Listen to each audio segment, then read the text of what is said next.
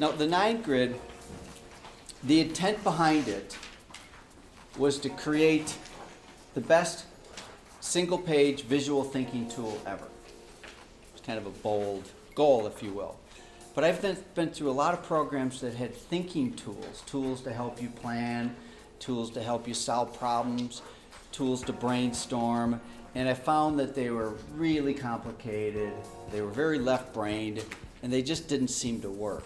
The 9 grid is something that was created after several sort of trips to the lab, if you will, and what's emerged is this very, very simple tool that's deceivingly popular.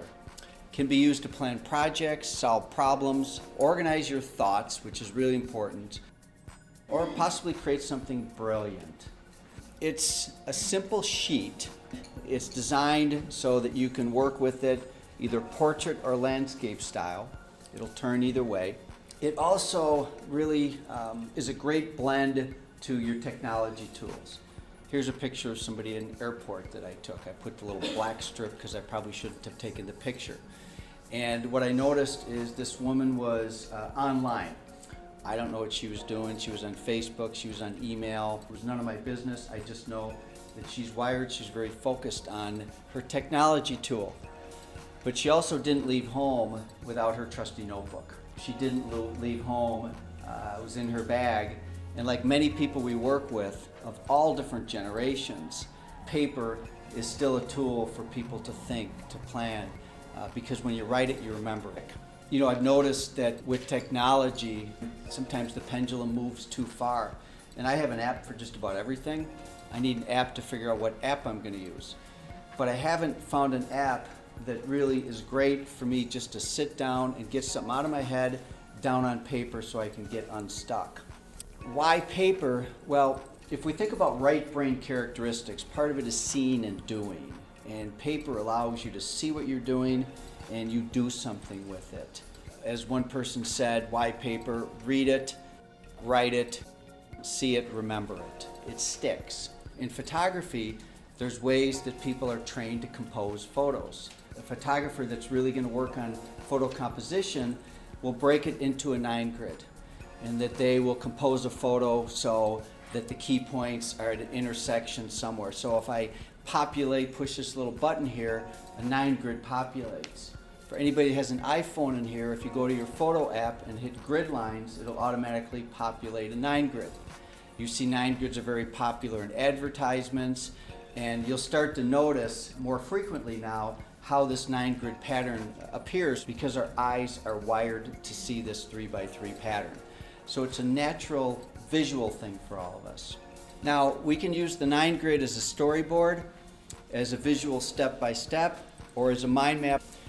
So for a step-by-step, this is where you can create a process, whether it's for the front desk, for your consultation, plan a photo shoot. Here's an example of makeup training that was a visual step-by-step using images for training. So it certainly can be used for processes, and it doesn't have to be 9 different steps. It can be only 3 steps, it can be 5, it can be 8. You don't have to use all the boxes. So that would be one example. Another example is to use a 9 grid as a storyboard, which is commonly used in motion pictures, and that's really where storyboarding started, was with motion pictures. But by far the most common use of a 9 grid is as a mind map, where in the center an idea is placed, a thought, a problem, an issue, anything. It's placed in the center, and then the boxes around it are used to either create solutions, ideas. Here's an example of somebody that created a 9 grid because she wanted to increase her retail performance. So instead of it all being garbled up in her head, she got out some markers and she put in the center retail, drew some dollar signs next to it, and then used the boxes around it to go through the areas where she felt she could make the biggest impact in retail. The act of her doing this is as important as the actual tool that she created. We have a tremendous number of 9 grids that now have been created just on the very subject of home care. So here's just some examples of how people have used 9 grids, not just in their professional life, but in their personal life. Remember, this is a program about prosperity, and prosperity transcends to your personal life. Sometimes we find uses of 9-grid are used as often in people's personal life, and some of the examples I'll show you are just that.